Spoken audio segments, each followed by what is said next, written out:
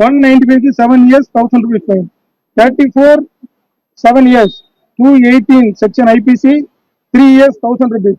302 and 114 அது வந்து மரண தண்டனை, சாகும் வரை மரண தண்டனை விதிக்கிறது நீதிமன்றம்.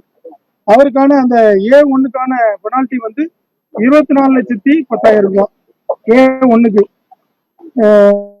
A2 பாலகிருஷ்ணனுக்கு வந்து 342ல வந்து 1 year 1000 rupees, 201 7 years 1000 rupees, 302 and 34 வந்து ஹேங்கிங், ஈச் ஹேங்கிங், அதாவது பெனிக்ஸுக்கு ஒரு ஹேங்கிங், ஜெயராஜுக்கு ஒரு ஹேங்கிங், 2 ஹேங்கிங். அமௌண்ட் வந்து 16,80,000 ரூபாய். A3 ரகு கணேஷுக்கு 342க்கு வந்து 1 year 1000 rupees, 201க்கு வந்து 7 years 1000 rupees, 302 and 34க்கு வந்து ஈச் ஹேங்கிங் வித் 2,60,000. ஒரு ஆளுக்கு வந்து 2,60,000, மொத்த டோட்டல் வந்து 5,20,000.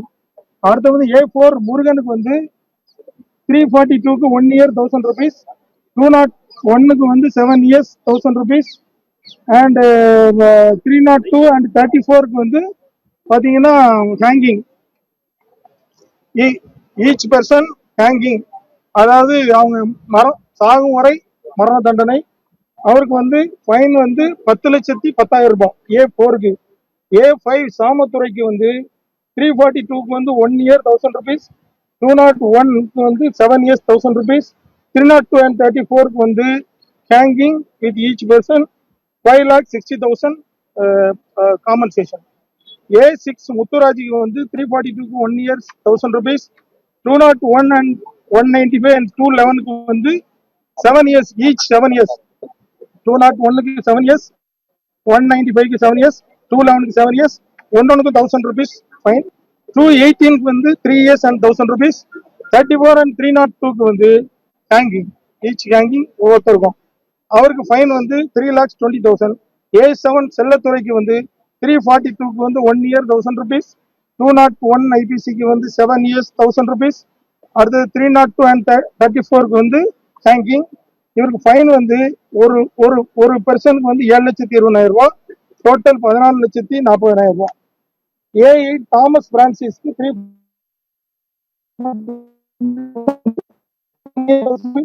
201க்கு வந்து 7 years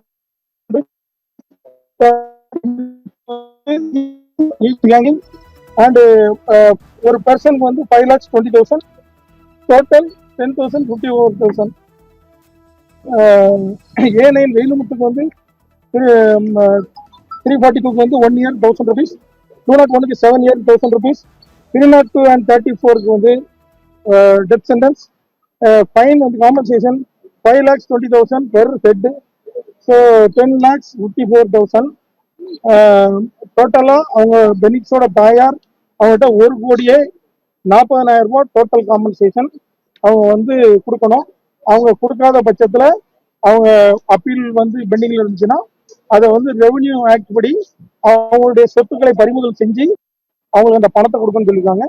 இது தவிர நீதிபதி அவர்கள் வந்து இந்த வழக்கை முதல் சொல்லிட்டு வரும்போது மிக அருமையான கருத்துக்களையும் நிறைய சைட்டேஷனையும் சொன்னாங்க. அதில் பார்த்தீங்கன்னா இது வந்து அறிவியலும் அரிதான வழக்கா இல்லையா அப்படிங்கிறத பார்க்கணும். அதை பார்க்கும் பொழுது இவங்க வந்து எந்த ஆயுதமும் இல்லாமல் நிராயுதபாணியாக நின்றுள்ளார்கள். இவர்களை கொல்ல வேண்டும் என்ற நோக்கத்திலே காவல்துறை தாக்கியுள்ளது. இந்த மக்களுக்கு உதவ வேண்டிய காவல்துறை இவங்களை வந்து கொல்லணும்னு முடிவு பண்ணியிருக்காங்க. எனவே இது வந்து அறிவியலும் அரிதான வழக்காக தான் இதை பார்க்கணும். Bachan Singh versus state of Punjab வழக்கில் இதை பற்றி உச்ச நீதிமன்றம் தெளிவாக சொல்லியிருக்கு. காவல்துறையினர் அதாவது கஸ்டடி டார்ச்சர் செஞ்சாங்கன்னா அவங்களுக்கு எந்த விதமான ஈவு இறக்கம் கருணை காட்ட வேண்டிய அவசியம் இல்லை. அவர்களுக்கு மேக்சிமம் சென்டென்ஸ் தான் கொடுக்குன்னு சொல்லியிருக்காங்க. இப்போ மத்திய அரசோட ரிப்போர்ட்டையும் இன்னைக்கு நீதிபதி சொன்னாங்க. அதுல இந்த மத்திய அரசு இவர்களுக்கு நீங்கள் உச்சபட்ச தண்டனை வழங்குங்கள் என்று அவங்களுடைய குறிப்புரையை கொடுத்திருக்கின்றார்கள். தமிழக அரசினுடைய குறிப்புரையில் A1 மீது ஏற்கனவே 2 வழக்குகள் இருப்பதாகவும் A3 மீது வழக்குகள் இருப்பதாகவும் தமிழக அரசு கூறியிருக்கின்றது. இவர்கள் இங்க வந்து எங்க மேல எந்த வழக்குகளும் இல்லைன்னாங்க. ஆக்சுவலா இவங்க மேல வழக்கு இருக்குன்னு தமிழக அரசு சொல்லியிருக்குது. தமிழக அரசும் இவர்களுக்கு வந்து கருணை காட்டக்கூடாது, உச்சபட்ச தண்டனை கொடுக்கணும்னு சொல்லியிருக்காங்க.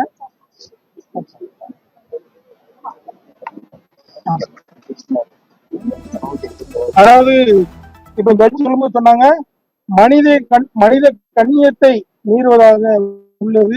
இது வந்து ஒரு சமூகத்திலே ஒரு பெரிய தாக்கத்தை ஏற்படுத்தி உள்ளது. எனவே இதை நீதிமன்றம் சாதாரணமாக கடந்து செல்ல முடியாது. இவர்கள் திருந்துவதற்காக வாய்ப்புகளை கொடுக்க வேண்டும் என்ற எண்ணம் நீதிமன்றத்திற்கு இல்லை. ஏனென்றால் இவர்கள் இரவு முழுவதும் திருந்துவதற்கான வாய்ப்பு கிடைத்தும் இவர்கள் திருந்தவில்லை. எனவே இவர்களுக்கு மரண தண்டனை விதிப்பது என்று இந்த நீதிமன்றம் முடிவு செய்கிறது. இந்த குற்றம் கொடூர குற்றம் என்று முடிவு செய்கிறது. அதுபோல குற்றத்தின் அளவை பார்க்கும் பொழுது இவர்கள் இந்த சமூகத்திலே ஒரு கொரோனா காலகட்டத்திலே கடையை திறந்தார்கள் என்பதற்காக இவர்கள் கொடூரமாக தாக்கியிருக்கின்றார்கள். உயர் நீதிமன்றம் நேரில் இந்த வழக்கை சூமோட்டாவை எடுத்து மட்டும் விசாரிக்காவிட்டால் இந்த உடலை அடக்கம் செய்யும் முன்பே இந்த வழக்கு அடக்கம் செய்யப்பட்டிருக்கும் என்று குறிப்பிட்டார்கள். இந்த உயர்நீதிமன்றம் மட்டும் இதுல தலையிடலன்னா இவர்கள் ரெண்டு உடலை அடக்கம் பண்ணணும்னால இந்த வழக்கே அடக்கம் செய்யப்பட்டிருக்கும் அப்படின்னு சொன்னாங்க. இந்த இருவரும் எந்த விதமான ஆயுதங்களும் இல்லாமல் இருந்த நிலையில் நீங்கள் காவல்துறையினர் கொடுமையாக இவங்களை தாக்கி உள்ளீர்கள். எனவே உங்களுடைய குற்றத்தை மன்னிக்க வேண்டிய அவசியம் இல்லை. இது போன்ற குற்றங்கள் இனி நடைபெறக்கூடாது. இதற்கு இந்த வழக்கு ஒரு உதாரணமாக இருக்க வேண்டும். குற்ற பின்னணிக்கு ஏதாவது குற்ற பின்னணி இவங்களுடைய வயதை காரணம் காட்டி இந்த அக்யூஸ்டுடைய வயது, அவருடைய குடும்ப சூழ்நிலை, அவருடைய வயதான பெற்றோர்கள் இதெல்லாம் காரணம் காட்டி இவர்களை விட வேண்டிய அவசியம் இல்லை என்று பல்வேறு தீர்ப்புகளில் சொல்லப்பட்டிருக்கின்றது. எதிரிகள் நல்ல மனநிலையில் தான் இருந்து செய்துள்ளார்கள். நன்கு கல்வி அறிவு உடையவர்கள், ஒரு கல்வி கற்காதவர்கள் இந்த செயலை செய்தார்கள் என்றால் கூட நீதிமன்றம் அவர்கள் மீது கருணை காட்ட முடியும். ஆனால் இவர்கள் நல்ல படித்தவர்கள், கல்வி அறிவுடன் இருந்து கொண்டு இந்த செயலை திட்டமிட்டு செய்திருக்கின்றார்கள். எதிரிகள் வேலியை பயிரை மீந்தது போல இந்த மக்களை காக்க வேண்டிய காவல்துறையை மக்களை அடித்து கொலை செய்திருக்கிறது என்று மிக தன்னுடைய தீர்ப்பிலே இன்று அதை திரும்ப அதை வேலியை பயிரை மீந்திருந்தது 2 இடத்தில் குறிப்பிட்டார்கள்.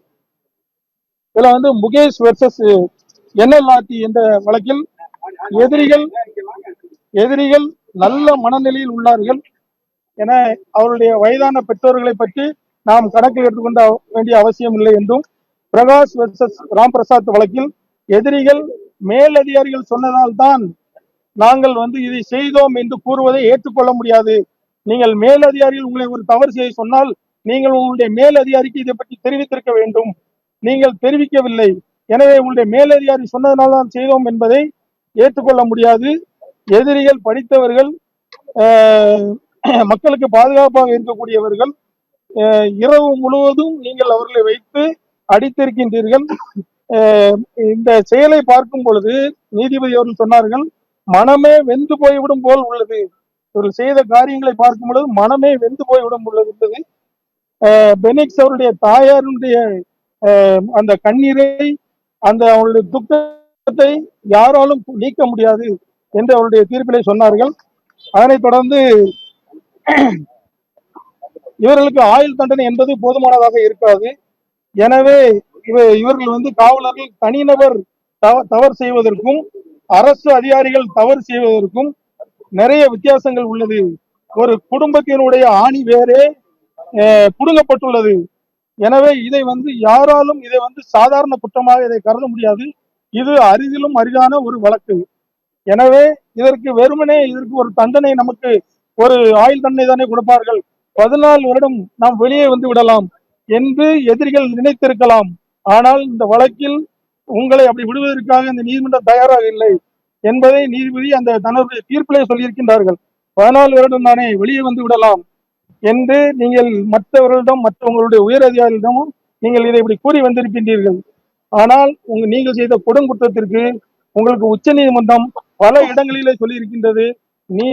காவல் நிலையத்தில் நடக்கூடிய லாக்அப் டெத்தா இருந்தாலும் சரி, டார்ச்சரா இருந்தாலும் சரி, அவர்களுக்கு வந்து கடுமையான தண்டனை வேண்டும் என்று சொல்லப்பட்டுள்ளது. நீங்க வந்து அந்த பெனிக்ஸும் ஜெயராஜும் தனக்குத்தானே புத்தத்திலே அடித்துக் கொண்டார்கள், தனக்குத்தானே காயத்தை ஏற்படுத்திக் கொண்டார்கள் சொல்லியிருக்கிறீர்கள்.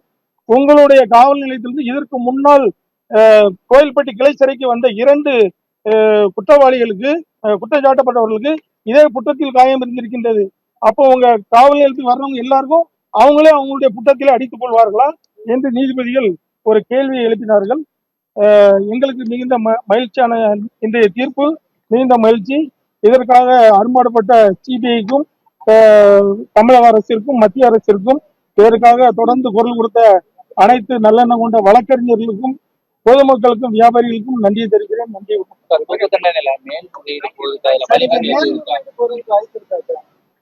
நாட்டுல வந்து எந்த தண்டனை கொடுத்தாலும் அதுக்கு மேல்முறையீடு உண்டு.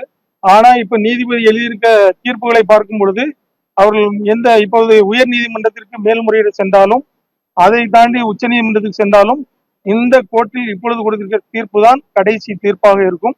ஏனென்றால் நமக்கு மத்திய அரசும் மாநில அரசும் இவங்க நம்ம ஜட்ஜி வந்து ரிப்போர்ட் கேட்டதுனால அவங்களுடைய நிலைப்பாடை தெளிவாக சொல்லியிருக்காங்க. அதான் உங்களுடைய ஸ்டாண்ட் என்னன்னு சொல்லுங்க தான் அன்னைக்கு வந்து நீதிபதி கோவப்பட்டாங்க. அந்த ஸ்டாண்ட்லேயே பாத்தீங்கன்னா இவங்களுக்கு உச்சபட்ச தண்டனை கொடுங்கன்னு சொல்லியிருக்காங்க. அதனால இரண்டாவது இந்த வழக்கு நேரடியாக உயர் நீதிமன்றத்தினுடைய பார்வையில் நடைபெற்ற வழக்கு. இதற்கு இவர்கள் வந்து உயர் நீதிமன்றத்திலே எந்த அப்பீல் கொண்டு போனாலும் இவர்கள் வந்து பெயில்ல வருவது கூட முடியாது.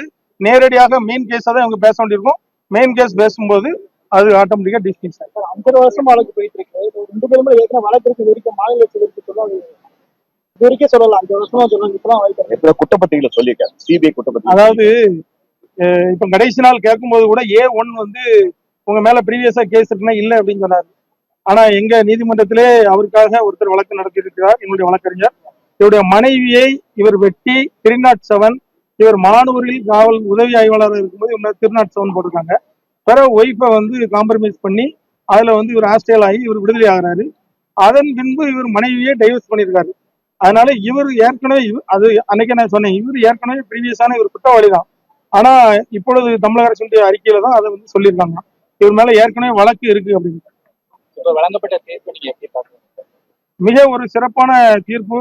நாங்க உண்மையிலே வந்து ஒரு 1, 2, 3, 4, 5க்கு தான் ஹேங்கிங் இருக்கும்னு எதிர்பார்த்தோம். ஆனா நீதிபதி அவர்கள் இதுல வந்து யாருக்குமே நீங்க ஆயுள் தண்டனை கொடுக்கணும், இவங்களுக்கு தூக்கு தண்டனை கொடுக்கணும் வித்தியாசமே பார்க்க முடியாது. இவர்கள் அனைவருமே கொடூர குற்றவாளிகள். ஒவ்வொருத்தரும் அவருடைய ரோலுக்கு ஏற்ற மாதிரி பண்ணியிருக்காங்க. ஸோ இவர்களுக்கு வந்து 1 முதல் 9 குற்றவாளிகளுக்கும் தூக்கு தண்டனை வழங்கியிருப்பது உண்மையிலே வரலாற்று சிறப்புமிக்க தீர்ப்பு. உண்மையிலே இந்த நீதியரசர் அவர்களை நாங்கள் தலைவணங்கி வரவேற்கிறோம். அவருடைய பெயர் என்றைக்கும் இந்த மதுரை மாவட்டத்திலே பொன் எழுத்துக்களால் பொறிக்கப்பட்டிருக்கும்.